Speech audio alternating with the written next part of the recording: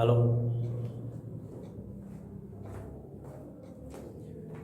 નમસ્કાર વિદ્યાર્થી મિત્રો, કેમ છો? મજામાં? હું છું જયેશ પરમાર અને આપનું હાર્દિક સ્વાગત કરું છું આજના આ સેશનમાં. વિદ્યાર્થી મિત્રો, માનવ સ્વાસ્થ્ય અને રોગોના ચેપ્ટર જે છે એના અલગ અલગ ટોપિક્સ જે છે એનો અભ્યાસ કરતા કરતા આજે આપણે કેન્સરનો ટોપિક છે ત્યાં સુધી પહોંચી ગયા છીએ. ગયા સેશનની અંદર આપણે HIV એડ્સ જે છે એનો ટોપિક જે છે કમ્પ્લીટ કરી દીધો અને આજે ચર્ચા કરીએ છીએ એક જીવલેણ અને ભયાનક રોગ તરીકે જેને આપણે ઓળખીએ છીએ કેન્સર. તો આવો શરૂ કરીએ. આજનો સેશન જે છે એનું ટાઇટલ છે કેન્સર.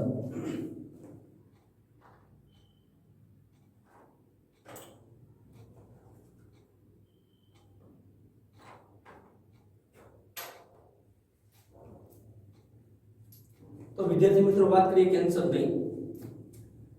કેન્સર ભયંકર રોગમાંનો એક છે. એટલે ભયંકર રોગ આપણે જેને ગણીએ છીએ એમાંથી એક કેન્સર છે એનો સમાવેશ થાય છે કે જેનાથી વિશ્વમાં મોટે ભાગે મૃત્યુ થાય છે. વિશ્વની અંદર મોટે ભાગે મૃત્યુ જે છે બીકોઝ ઓફ કેન્સર જે છે એના કારણે થાય છે. ભારતની વાત કરીએ તો ભારતમાં 10 લાખથી પણ વધુ લોકો કેન્સરથી પીડાય છે. આપણો તમે જુઓ તો ખતરનાક કહી શકાય છે કેન્સર છે એના માટે. 10 લાખથી વધુ લોકો જે છે માત્ર કેન્સર જે છે એનાથી પીડાતા જોવા મળે છે અને વર્ષે તેમાંના ઘણા લોકો મૃત્યુ પામે છે. કેમ કે આ રોગ જે છે કેવો છે? ભયાનક છે, જીવલેણ છે, બરોબર? તો એમાંથી ઘણા બધા લોકો જે છે મૃત્યુ પામે છે. કેન્સર થવાની પ્રક્રિયા અથવા તો સામાન્ય કોષોનું કેન્સર કોષોમાં રૂપાંતર, તેની સારવાર તથા તેનું નિયંત્રણ એ જીવવિજ્ઞાન અને મેડિકલ ક્ષેત્રે ઘણું સંશોધનનો વિષય બન્યો છે. એટલે એનો મતલબ શું કે ભાઈ કેન્સર છે તો કેન્સર થવાની પ્રક્રિયા શું હોઈ શકે, કેવી રીતે કેન્સર થાય છે, જવાબદાર શું છે. ત્યારબાદ શું કીધું કે ભાઈ સામાન્ય કોષનું કેન્સર કોષોમાં રૂપાંતર થાય છે તો એના માટે શું જવાબદાર છે, કયું એવું કારણ છે, બરોબર? તથા આ રોગમાં થયો તો એનું નિયંત્રણ જે છે એ કેવી રીતે કરી શકાય એ જીવવિજ્ઞાન અને મેડિકલ આપણું જે ક્ષેત્ર જે છે એના માટે ખૂબ જ ગહન સંશોધન કરવા માટેનો એક વિષય બની ચૂક્યું છે. વાત કરીએ આગળ તો આપણા શરીરમાં કોષીય વૃદ્ધિ અને વિભેદીકરણની પ્રક્રિયા ઉચ્ચ કક્ષાએ નિયમિત અને નિયંત્રિત હોય છે. એનો મતલબ શું સમજવાનો? કોષ જે છે એ વિભાજન પામે એટલે એક કોષમાંથી 2, 2માંથી 4 એની સંખ્યામાં વધારો થાય છે. અને વિભેદીકરણ એટલે શું? તો કાર્યની દ્રષ્ટિએ એના જૂથ બને છે અને પેશીઓ જે છે એનું નિર્માણ થતું જોવા મળે છે. પણ આ ક્રિયા નિયમિત અને નિયંત્રિત છે. શું કીધું છે? નિયમિત અને નિયંત્રિત એટલે કે રેગ્યુલર અને વળી પાછું કંટ્રોલમાં પણ છે. એની ઉપર રેગ્યુલેશન છે એટલે કે નિયંત્રણ છે. તો આ નિયમિત અને નિયંત્રિત થતી પ્રક્રિયા છે જેના કારણે આપણું શરીર સ્વસ્થ રહી શકે અને કોષીય વૃદ્ધિ અને વિભેદીકરણની પ્રક્રિયા સતત ચાલે. પણ એ કેવું છે કે એક સામાન્ય પ્રક્રિયા છે ને એ નિયમિત હોવી જોઈએ અને નિયંત્રિતમાં હોવી જોઈએ. એટલે નિયમિત અને નિયંત્રિતનો મતલબ શું ખબર છે?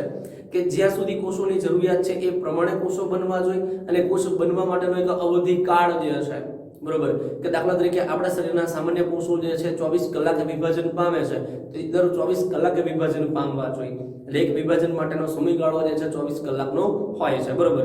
તો આમ જે છે નિયમન અને નિયંત્રણ બે વસ્તુ થતી હોય છે. પણ શું થાય છે? કેન્સર કોષોમાં નિયંત્રણની આ પ્રક્રિયા તૂટી જાય છે. એટલે કેન્સર માટે એવું પણ કહેવાય કે અનિયંત્રિત કોષનો જથ્થો અથવા અનિયંત્રિત કોષ વિભાજન એવું કહી શકાય.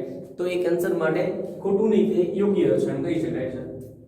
સામાન્ય કોષો સંપર્ક નિષેધના ગુણધર્મ દર્શાવે છે. હવે આ સંપર્ક નિષેધ જે છે એનો ગુણધર્મનો મતલબ શું ખબર છે? કે જે સામાન્ય કોષમાં જોવા મળે છે. આપણા સામાન્ય કોષમાં સંપર્ક નિષેધ જે છે એનો ગુણધર્મ હોય છે. હવે આ સંપર્ક નિષેધનો ગુણધર્મ જે છે એના કારણે શું થાય તો કે બીજી પેશીઓ સાથેનો તેમનો સંપર્ક તેમની અનિયંત્રિત વૃદ્ધિને અવરોધે છે.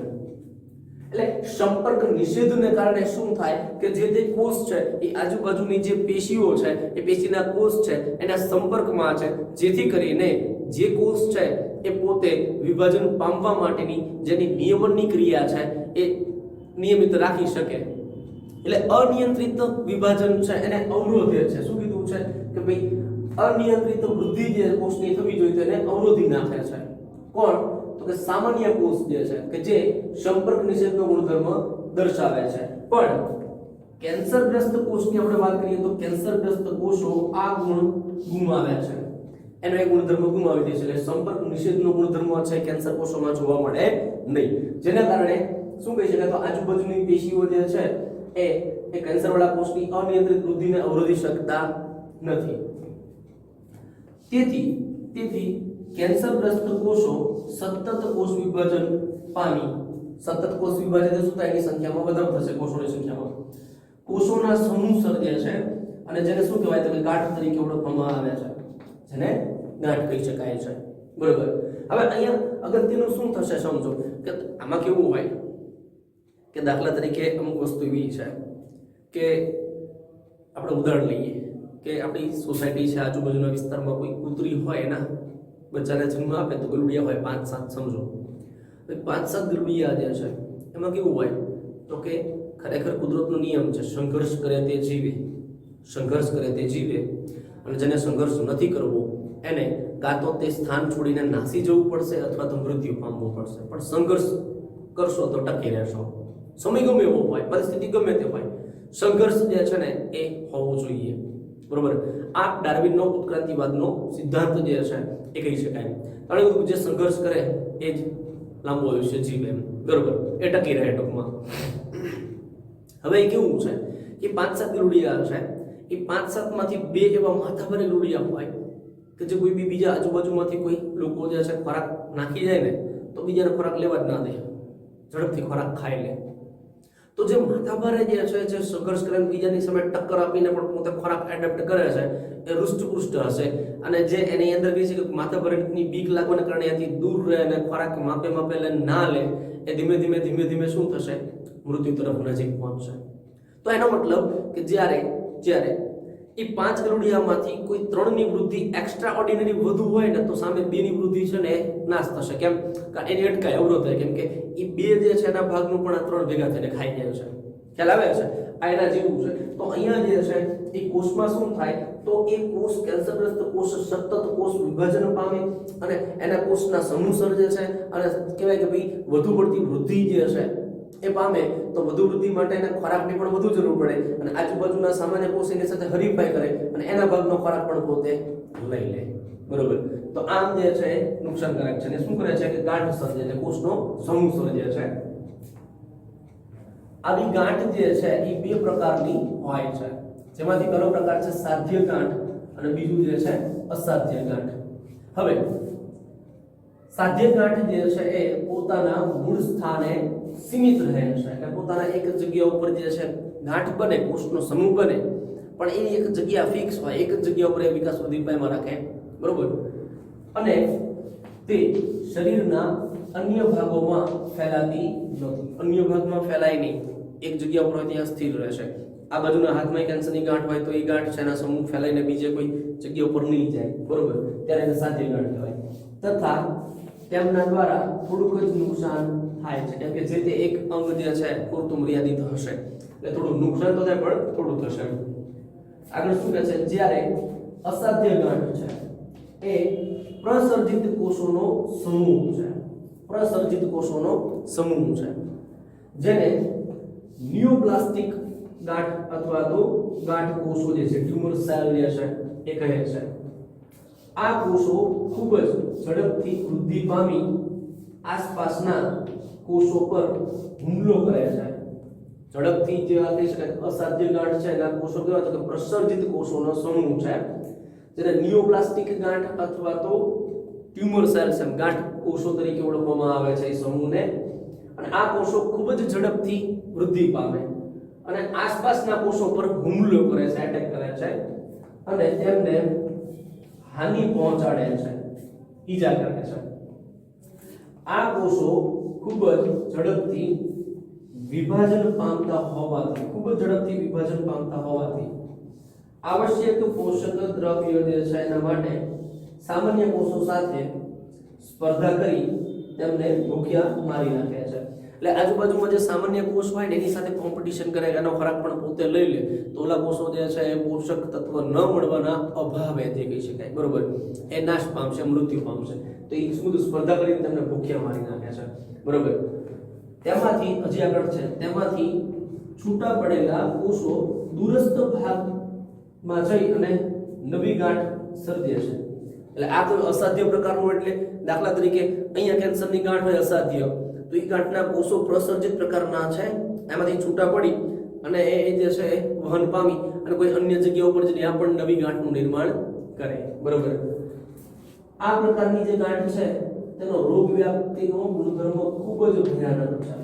રોગ વ્યાપ્તિનો એટલે કે ફેલાવાનો, ટૂંકમાં કે એક જગ્યાથી બીજા અંગમાં પણ ફેલાય છે, ત્યાંથી આખા શરીરમાં પણ ફેલાઈ શકે છે. તેનો ગુણધર્મ ફેલાવાનો છે ને ખૂબ જ ભયાનક છે એવું કહી શકાય. કેમ કે એનું કારણ છે કે એના કોષો જ્યાં જ્યાં શરીરમાં ગયા હશે ને ત્યાં એ ગાંઠનું નિર્માણ કરવાની ક્ષમતા ધરાવે છે.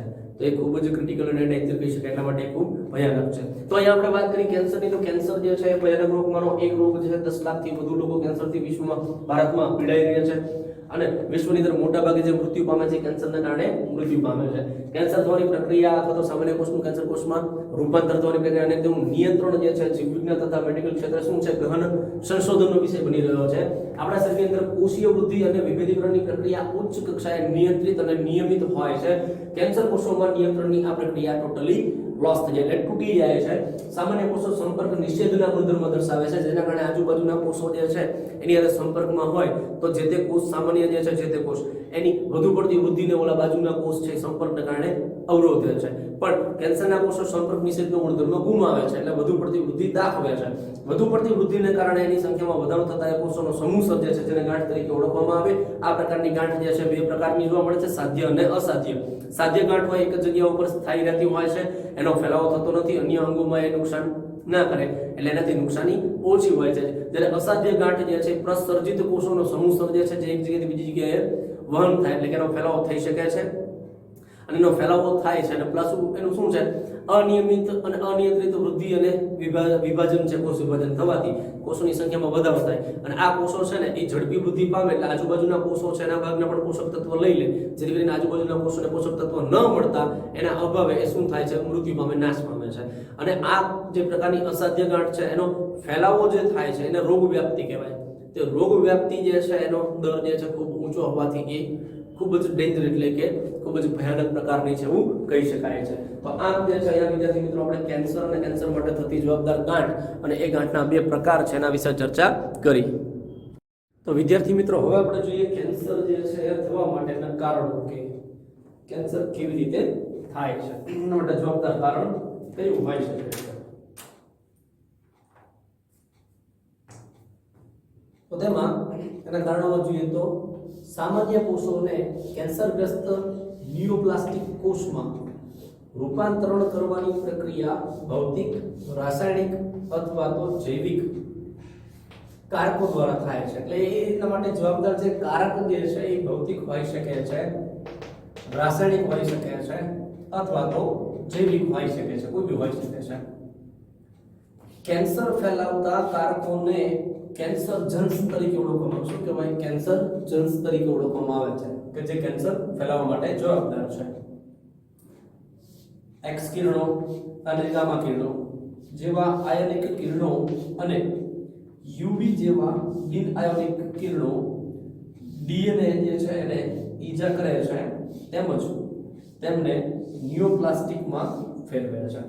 એટલે શું કેવું છે કે જે એક્સ કિરણો છે, ગામા કિરણો છે, યુવી રેડિયેશન છે, બરોબર, તો આ વગેરે જે કિરણો જે છે એ કિરણોની અસર જે છે એ સીધી જ કોષની અંદર રહેલા કોષ કેન્દ્રમાં ના ડીએનએ જે છે ત્યાં સુધી થાય ને ડીએનએ છે ને ડિસ્ટોર્ટેડ કરે, એટલે કે ડીએનએ ની શૃંખલા છે ને ડિસ્ટર્બ કરે છે અને ત્યાં જે છે શું થાય તો કે સામાન્ય ડીએનએ છે ને શું કરે તો નિયોપ્લાસ્ટિકમાં ફેરવી દે છે. એટલે એની જે નિયંત્રણની પ્રક્રિયા છે એને તોડી નાખે છે. ટૂંકમાં તમાકુના ધુમાડામાં રહેલ રાસાયણિક કેન્સરજન પદાર્થો જે છે એ ફેફસામાં કેન્સર થવા માટેનું મુખ્ય રીતે જવાબદાર કારણ છે અથવા તો ઘટક છે. કેન્સર પ્રેરતા વાયરસને ઓન્કોજેનિક વાયરસ કહે છે. શું કહેવાય? જે વાયરસ કેન્સર જે છે એના માટે જવાબદાર હોય એનો ફેલાવવા માટે તેને ઓન્કોજેનિક વાયરસ તરીકે ઓળખવામાં આવે છે અને તેમના જનીન જે છે એને વાયરલ ઓન્કોજીન્સ તરીકે ઓળખવામાં આવે છે. જનીન જે છે એને જીન કહેવાય, તો વાયરલ ઓન્કોજીન્સ તરીકે ઓળખવામાં આવે છે. આ ઉપરાંત સામાન્ય કોષમાં કોષીય ઓન્કોજીન્સ અથવા તો પ્રોટો ઓન્કોજીન્સ આવેલ હોય છે. એટલે કે સામાન્ય પ્રકારનો કોષ હોય તો સામાન્ય કોષની અંદર પણ કોષીય ઓન્કોજીન્સ અથવા તો પ્રોટો ઓન્કોજીન્સ આવેલા છે. એટલે અમુક એવા જનીન છે જ કે જે આપણા સામાન્ય કોષની અંદર હાજર છે, જે કેન્સર માટે જવાબદાર છે, પણ કેવા હોય તો કે એ પોતે નિષ્ક્રિય સ્વરૂપમાં હોય છે, પણ કોઈ ચોક્કસ પરિસ્થિતિમાં સક્રિય થાય છે. એટલે કે આ પ્રોટો ઓન્કોજીન્સ છે અથવા તો કોષીય ઓન્કોજીન્સ જે છે, જે કોષની અંદર ખરેખર જનીન સ્વરૂપે આવેલા છે, એ કોઈ ચોક્કસ પરિસ્થિતિએ શું થઈ જાય છે, સક્રિય થાય છે. ત્યારે સામાન્ય કોષને તે કેન્સરગ્રસ્ત કોષમાં ફેરવે છે. તો આ મુખ્યત્વે કારણ છે કેન્સર થવા પાછળનું, કે ભાઈ કહી શકાય કે ભાઈ ભૌતિક છે, રાસાયણિક છે, તો જૈવિક કારકો જે છે એના દ્વારા પણ થઈ શકે છે. એ ઉપરાંત એને શું કહેવાય, કેન્સર જન્સ તરીકે ઓળખવામાં આવે છે. જો સાંભળજો, આ કારક છે ને કેન્સર જન્સ કહેવાય. અને અહીં જે કીધું છે ને કે ભાઈ વાયરસ જે છે એની અંદર જવાબદાર જે જનીન છે એને શું કહેવાય, ઓન્કોજીન્સ કહેવાય. ઓન્કોજન્સ અને ઓન્કોજીન્સ આ બે અલગ છે, બરોબર, એકના સમજદાર. પછી એક્સ કિરણો છે, ગામા કિરણો છે, યુવી રેડિયેશન છે વગેરે ડીએનએ ને ડિસ્ટર્બ કરી શકે છે અને એને નિયોપ્લાસ્ટિક ડીએનએ માં ફેરવી શકે છે. તમાકુના ધુમાડાની અંદર જે કેન્સર પ્રેરક પદાર્થો જે છે એ ફેફસામાં જઈને કેન્સર જે છે એના માટે જવાબદાર કારણભૂત થઈ શકે છે. કેન્સર જે છે એના માટે જવાબદાર જે વાયરસ જે છે એને ઓન્કોજેનિક વાયરસ કહેવાય અને એ વાયરસમાં આવેલા કેન્સર માટે જવાબદાર જનીન જે છે એને વાયરલ ઓન્કોજીન્સ તરીકે ઓળખવામાં આવે છે. અને કોષીય ઓન્કોજીન્સ અને પ્રોટો ઓન્કોજીન્સ આ બે અથવામાં છે, એટલે આ અથવા આ સમજાય છે, એના નામ છે ટૂંકમાં. તો એ જનીન છે જે સામાન્ય કોષમાં હાજર હોય પણ નિષ્ક્રિય સ્વરૂપમાં હોય, પણ કોઈ ચોક્કસ પરિસ્થિતિ એ સક્રિય બની જાય અને જેવા સક્રિય બને એટલે કોષ, સામાન્ય કોષ છે કેન્સરગ્રસ્ત કોષમાં રૂપાંતરિત થઈ જશે. આગળ વાત કરીએ તો કેન્સર જે છે એની ચકાસણી અને નિદાન કેવી રીતે થઈ શકે, તો એના માટે કેન્સર સમયસર જે છે એ વહેલા ઓળખાઈ જાય તે ખૂબ જ જરૂરી છે. કારણ કે એમ થવાથી કેટલાક કિસ્સાઓમાં આ રોગ જે છે એનો સફળતાપૂર્વક ઉપચાર શક્ય બન્યો છે. પણ જો ઇનિશિયલ સ્ટેજમાં હોય તો શરૂઆતમાં જ ખ્યાલ આવી જાય કે કેન્સર છે કોઈ વ્યક્તિને, અને શરૂઆતમાં જ જો એની જે છે એ તપાસ થઈ જાય અને નિદાન આવી જાય અને શરૂઆતથી જો એને ટ્રીટમેન્ટ આપવામાં આવે તો વાંધો નહીં આવે, તો એનું નિદાન જે છે સફળતાપૂર્વક કરી શકાય છે અને એને બચાવી શકાય છે. કેન્સર જે છે એની ચકાસણી પેશીના બાયોપ્સી અને હિસ્ટોપેથોલોજીકલ અભ્યાસને આધારે થઈ શકે છે. એટલે ટૂંકમાં પેશીનો જથ્થો લઈને એનું બાયોપ્સી અને કહી શકાય કે ભાઈ લેબની અંદર જે છે પેથોલોજીકલ લેબ છે, એની અંદર સૂક્ષ્મદર્શક યંત્ર જે છે એની મદદથી એનો અભ્યાસ જે છે કરી અને ખ્યાલ આવી શકે છે કે ભાઈ કેન્સર છે કે નહીં. જ્યારે લ્યુકેમિયા એટલે કે રુધિરનું જે કેન્સર જે છે, એવા કેન્સર જે છે એના કિસ્સામાં રુધિર અને અસ્થિમજ્જામાં વધતા જતા કોષોની માત્રાને ધ્યાનમાં લેવામાં આવે છે. તો એ જે છે જે કોષ જે છે સામાન્ય કરતા કોષમાં વધારો થતો જ હોય છે એની સંખ્યામાં, તો એ જે છે એને ધ્યાનમાં લેવામાં આવે છે લ્યુકેમિયા એટલે કે રુધિરનું કેન્સર જે છે એવા કિસ્સામાં. એ ઉપરાંત બાયોપ્સી જે છે, તો બાયોપ્સીની અંદર સંભવિત પેશીનો એક ટુકડો લઈ, એટલે સંભાવના હોય, દાખલા તરીકે આ જે હાથ છે ને આ ભાગની અંદર સંભાવના કે કેન્સર હોઈ શકે છે, બરોબર, તો ત્યાંથી જે છે પેશીનો ટુકડો લઈ તેનો પાતળો છેદ અભિરંજિત કરી અને પેથોલોજિસ્ટ દ્વારા સૂક્ષ્મદર્શક યંત્રમાં અભ્યાસ કરવામાં આવે છે. અને આ અભ્યાસ જે છે કેવો હોય તો કે કોષીય સંરચના અને કોષ જે છે એની સંખ્યા જે છે અધીન હોય છે. તો એ જે કહી શકાય કે સામાન્ય પેશીકોષ અને કેન્સરયુક્ત પેશીકોષ છે, બે વચ્ચેનો ડિફરન્સ જે છે એનો અભ્યાસ કરી અને છેલ્લે ફાઇનલાઇઝ થાય કે ભાઈ કેન્સર છે કે નહીં. તો આ રીતે જે છે એનું નિદાન જે છે શક્ય બને છે અને કેન્સર જે છે એ જાણી શકાય કે ભાઈ કેન્સર કોઈ વ્યક્તિને છે કે નહીં. કેન્સર જે છે એની તપાસ માટેની હજી આપણે ઊંડાણપૂર્વક વાત કરીએ તો વિદ્યાર્થી મિત્રો અન્ય પણ અમુક એવી પદ્ધતિઓ છે કે જેનો ઉપયોગ કરી એનું નિદાન કરી શકાય. તો એમાં શરીરના આંતરિક અંગોના કેન્સર જે છે એની ચકાસણી કરવા માટે રેડિયોગ્રાફી છે એટલે કે એક્સ કિરણોનો ઉપયોગ કરવો, પછી સીટી એટલે કે કોમ્પ્યુટેડ ટોમોગ્રાફી છે, અને એમઆરઆઈ મેગ્નેટિક રેઝોનન્સ ઇમેજિંગ જેવી તકનીક એટલે કે પ્રકારના ટેકનિક જે છે એનો ઉપયોગ કરવામાં આવે છે. એટલે આગળ જે આપણે જોયું કે ભાઈ કેન્સર જે છે એના નિદાન માટેની પદ્ધતિ જે કઈ છે એ તો જે કહી શકાય ભાઈ પેશીઓને બહારથી ગાંઠ જે દેખાતી એના માટે, પણ આંતરિક રીતે અંદરથી જે છે એ માનો કે કેન્સર હોય તો એની નિદાન જે છે કરવા માટે આ પદ્ધતિઓ અપનાય છે. જે એક્સ કિરણનો ઉપયોગ છે, સીટી સ્કેન છે, એટલે કોમ્પ્યુટેડ ટોમોગ્રાફી છે, મેગ્નેટિક રેઝોનન્સ ઇમેજિંગ છે, એમઆરઆઈ છે, બરોબર, એનો ઉપયોગ કરી શકાય છે. આગળ કોમ્પ્યુટેડ ટોમોગ્રાફીમાં એક્સ કિરણોનો ઉપયોગ કરી કોઈ એક અવયવ જે છે એની આંતરિક રચનાનું ત્રિપરિમાણિક ચિત્ર પ્રાપ્ત કરવામાં આવે છે. હવે ત્રિપરિમાણિક ચિત્ર જે છે પ્રાપ્ત તો થાય, પણ સામાન્ય જે છે એ અવયવ જે કે હોય શરીરનું એ સામાન્ય કેવું હોવું જોઈએ અને આ જે ત્રિપરિમાણિક ચિત્ર પ્રાપ્ત થયું છે એ કેવું છે, એટલે જે તે પેશન્ટનું કેવું છે. તો સામાન્ય દર્દી અને પેશન્ટ બેનું જે છે એ કમ્પેર કરતા ખ્યાલ આવે જો આમાં કોઈ ફેરફાર છે તેનો મતલબ કે ડેમેજ છે, ઈજા થયેલી છે, તો એ શક્યતા વધી જાય તે રીતેનું અવલોકન કરવામાં આવે છે, અભ્યાસ કરવામાં આવે છે. એમઆરઆઈમાં તીવ્ર ચુંબકીય ક્ષેત્ર અને બિન આયોનિક કિરણો જે છે વપરાય છે. આનું મિત્રો તીવ્ર ચુંબકીય ક્ષેત્ર એવું છે કે ખરેખર એમઆરઆઈ જે છે એક આખું ઇન્સ્ટ્રુમેન્ટ જે છે ઘણી વખત આપણે જોઈએ છીએ કે ભાઈ મૂવી જોતા હોય પિક્ચર, બરોબર, તો એમાં ઘણી વાર પેશન્ટના સ્ટ્રેચરમાં સુવડાવી અને આખું જે એક ચેમ્બર હોય, ટનલ હોય, એની અંદર પસાર કરીને એનું બ્રેઇન છે, એનું બોડી જે છે એનું સ્કેનિંગ થતું, બરોબર. તો આ રીતે જે છે એ એમઆરઆઈ મશીન જે છે એને જો ફૂલ્લી એની સંપૂર્ણ ક્ષમતાએ ઓન કરવામાં આવે તો એનું ચુંબકીય ક્ષેત્ર એટલું વધુ છે કે બહાર પડેલી આખી એક કાર હોય ને એને પોતાની અંદર ખેંચી શકે છે.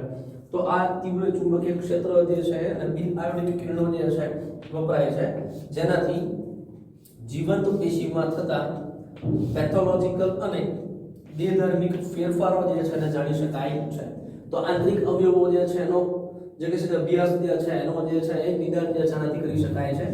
કેટલાક નિશ્ચિત કેન્સરના પરીક્ષણ માટે કેન્સર નિર્દિષ્ટ પ્રતિજન એટલે કે કેન્સર સ્પેસિફિક એન્ટીજન એટલે કેન્સર માટે ચોક્કસ પ્રકારના જે એન્ટીજન છે, બરોબર, એની સામે પ્રતિદ્રવ્યો એટલે કે એન્ટીબોડીઝ જે છે એનો પણ ઉપયોગ કરવામાં આવે છે. એટલે અમુક પ્રકારના કેન્સર જે છે એના ચોક્કસ એન્ટીજન છે, એની સામે ચોક્કસ પ્રકારના એન્ટીબોડી છે એનો પણ ઉપયોગ જે છે એની તપાસ માટે થઈ શકે છે. આનુવંશિક રીતે થવાની સંભાવના હોય તેવા ચોક્કસ કેન્સરના નિયંત્રણ માટે નિદાન માટે આણ્વીય જીવવિજ્ઞાનની તકનીકનો ઉપયોગ કરી જનીનોનું પરીક્ષણ કરવામાં આવે છે.